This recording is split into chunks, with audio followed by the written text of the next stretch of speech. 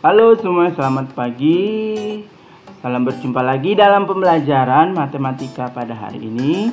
Pada hari ini saya dalam Silas Mat akan membahas beberapa soal AKM yang paket numerasi. Ya, paket AKM ini asesmen kompetensi minimum yang saat ini sedang dibicarakan ya, contoh-contohnya. Bagaimana soal yang akan ditampilkan, contoh-contoh soalnya. Semoga kalian dapat belajar dan memahami akan soal-soal yang diberikan pada hari ini ya. Kiranya tetap semangat untuk belajar. Oke, kita akan mulai.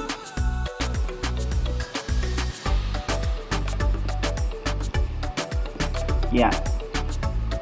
Pembelajaran dalam jaringan atau daring dapat dilakukan dengan video call melalui berbagai aplikasi yang mudah didapat menggunakan laptop, komputer maupun smartphone. Adapun pembelajaran luar jaringan atau luring dapat ditemukan dengan pembelajaran melalui radio atau televisi. Pada brosur belajar di RRI Semarang tertera bahwa acara tersebut dimulai pukul 10 pagi. Rangkaian acara yang dilalui adalah sebagai berikut. Ini adalah rangkaian acaranya, di mana pembukaan oleh penyiar RRI 5 menit waktunya, paparan materi bagian yang pertama 20 menit, pesan-pesan pada bagian pertama ada 3 menit, paparan materi bagian yang kedua ada 20 menit, pesan-pesan bagian yang kedua 4 menit, closing statement ada 5 menit, penutupan oleh penyiar RRI ada 3 menit. Ya, itu contoh ya, stimulusnya. Baik, kita akan membahas satu persatu. Berdasarkan stimulus di atas, apakah pernyataan berikut benar atau salah?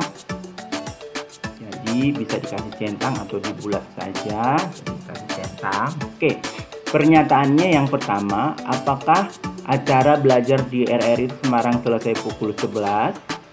Yang kedua, sesi pesan dapat berisi pesan sosial dengan total durasi yang tersedia kurang dari 10 menit. Benarkah atau salah?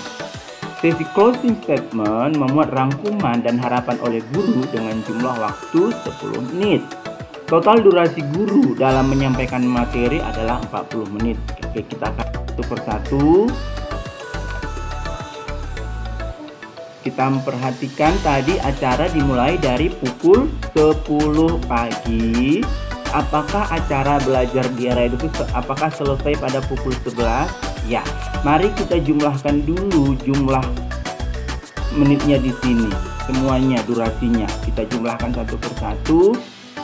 5 menit ditambah 20 ditambah 3 menit ditambah 20 ditambah 4 ditambah 5 ditambah 3, totalnya 60 menit. Berarti 60 menit 1 jam. Berarti kalau udah 1 jam dari jam 10 ke jam 11. Dari jam 10 berarti berakhirnya jam 11. Maka acara belajarnya itu selesai pada pukul 11. Maka benar pernyataan tersebut.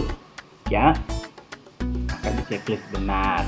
Oke, yang kedua, sesi pesan dapat berisi pesan sosial. Apakah berdurasi kurang dari 10 menit? Pesan. Tadi pesan pertama 3 menit, ya. Pesan yang kedua waktunya 4 menit. Kalau kita jumlahkan semuanya 7 menit. Sedangkan di sini sesi kurang dari 10 menit. Berarti 7 menit berarti kurang. Berarti pernyataannya benar. Jadi kita harus koreksinya seperti itu ya, satu persatu. Kemudian sesi closing statement memuat rangkuman dan harapan, jumlahnya 10 menit katanya waktu sesi closing. Padahal tertera di sini hanya 5 menit. Maka pernyataan ini salah. Kemudian, apakah total durasi guru menyampaikan materi 40 menit? Kita perhatikan, paparan materi bagian pertama 20 menit.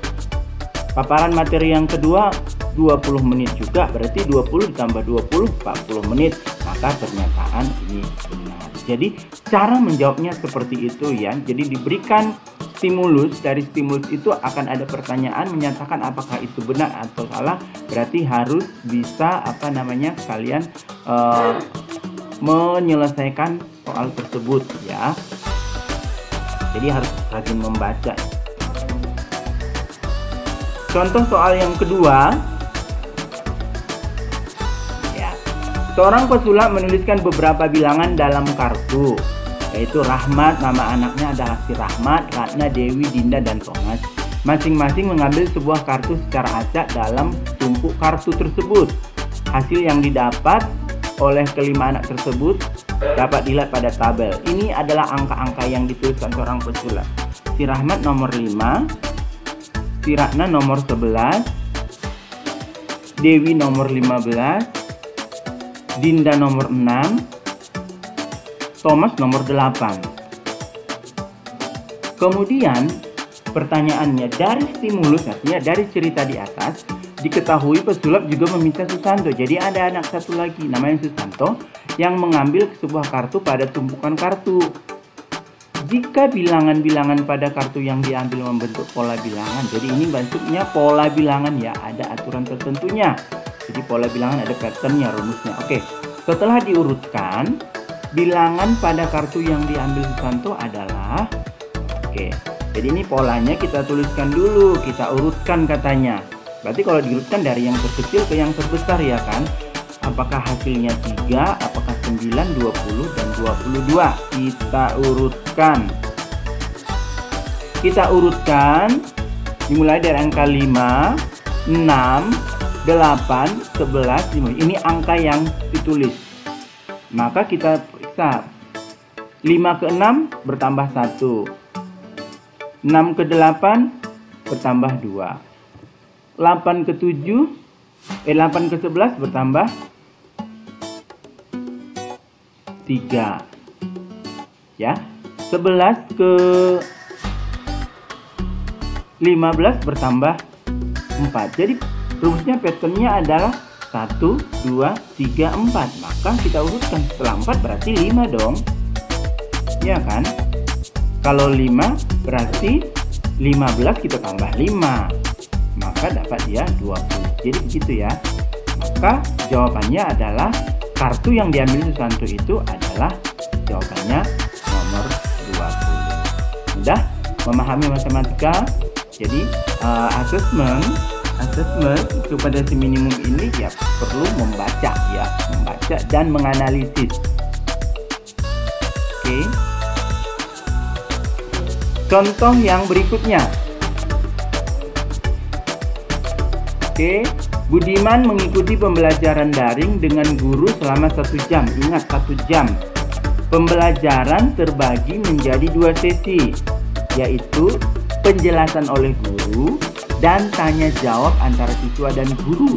Jadi penjelasan dulu berarti ada tanya jawab, di mana perbandingan durasi antara sesi penjelasan dan sesi tanya jawab 7:3. Artinya penjelasan guru 7 perbandingnya, sedangkan tanya jawabnya hanya 3. Maka jika Budiman melakukan tanya jawab dengan guru selama 1/3 dari waktu yang disediakan, pasangkanlah pernyataan berikut dengan benar. Jadi kita cek dulu, pernyataannya adalah, apakah durasi guru menjelaskan materi pembelajaran? Durasi tanya jawab, lama Budi melakukan tanya jawab dengan guru. Oke, berapakah durasinya? Ya, durasi tanya jawab itu ada berapa menit? Lama Budi melakukan tanya jawab itu berapa menit? Berarti ini dari jawaban ini kita cari jawaban yang benar dari pernyataan ini, perbandingannya. Maka kita tuliskan 7/3. Berarti kita lihat penjelasan itu berarti 7 dibagi 7 tambah 3 kan 10 dikali 60. Kenapa 60? Karena 1 jam itu 60 menit. Karena ditanya menit, maka dikali 60. 7/10 dikali 60 dapat 6 dikali 7 42 menit.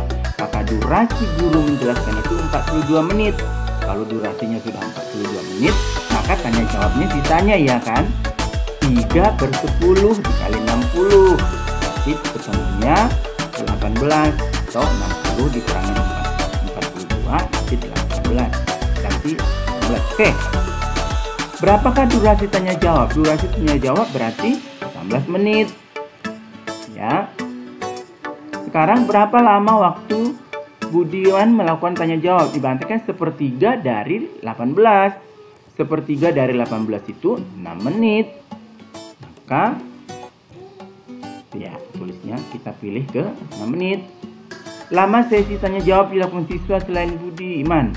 Kalau Budiman tadi sudah 6 menit, berarti siswa yang lainnya sisanya. Karena 18 menit, maka dikurangin 6, sisanya 12 menit. Gitu ya. Jadi kita harus bisa memahami materi yang akan disampaikan. Jadi koreksi pertanyaannya, garis bawahi pertanyaannya, apa yang diminta. Ya, jadi harus rajin membaca, harus rajin untuk menjawab soal ininya ya.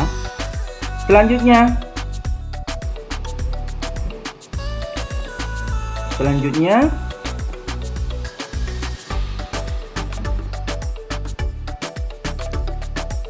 ada bayam, ada terdapat 25 ikat, di mana harga satu ikat Rp1.750, di mana harga jualnya Rp50.000.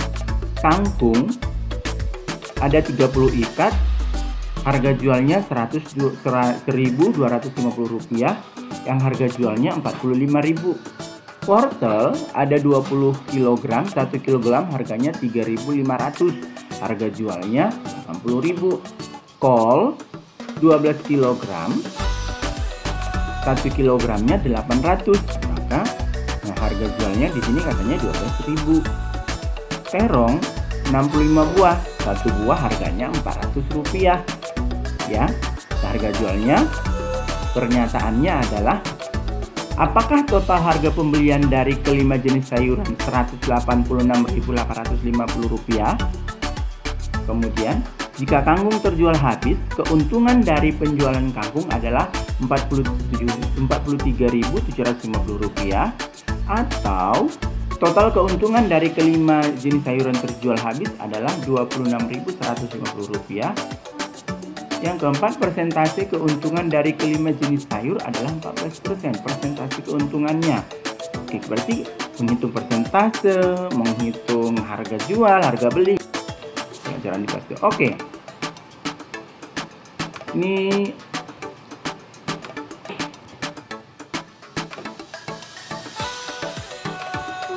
ya, harga bayam 25 dikali 1.750, maka harganya 43.750. Harga beli kangkung 30 ikat kita kali 1.250, harganya 37.500. Harga beli wortel 20.000 dikali 20 kilo dikali 350, 3.500, 70.000. Harga kol 12 dikali 800, 12 kilo 9.600. Kemudian harga terongnya 65 dikali 400, 26.000. Maka kita totalkan.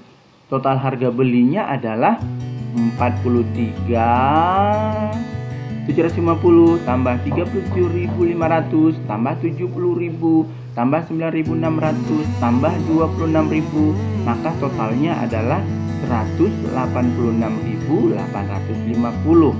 Totalnya 186.850. Sehingga ya, total harga pembelian 186.850 tadi kan harga belinya. Harga beli adalah Rp186.850, maka pernyataannya itu adalah benar. Tulisannya benar. Jadi total harganya adalah pernyataannya benar. Apakah kangkung yang terjual itu habis? Keuntungan dari penjualan kangkung itu 43.750. Keuntungan dari penjualan kangkung. Keuntungan itu kan diperoleh setelah harga jual dikurangi harga beli, kan gitu kan?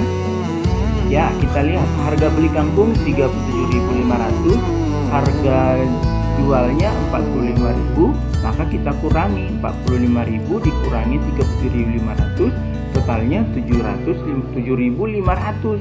Berarti dari penjualan kampung itu salah ya. Keuntungannya bukan 43.000 tapi 7.500. Ya.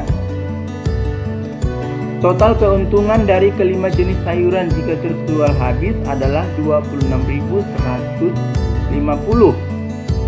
Total keuntungan. Oke. Total harga jual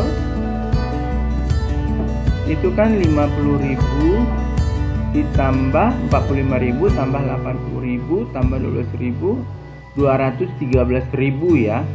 213.000 itu kita kurangi harga beli ya. Jadi harga jualnya adalah 213.000, sedangkan harga belinya 186.000, maka total keuntungan berarti kita kurangkan semua. 213.000 dikurangi 186.850 adalah 26.150. Itu keuntungannya. Maka keuntungannya itu pernyataannya benar ya.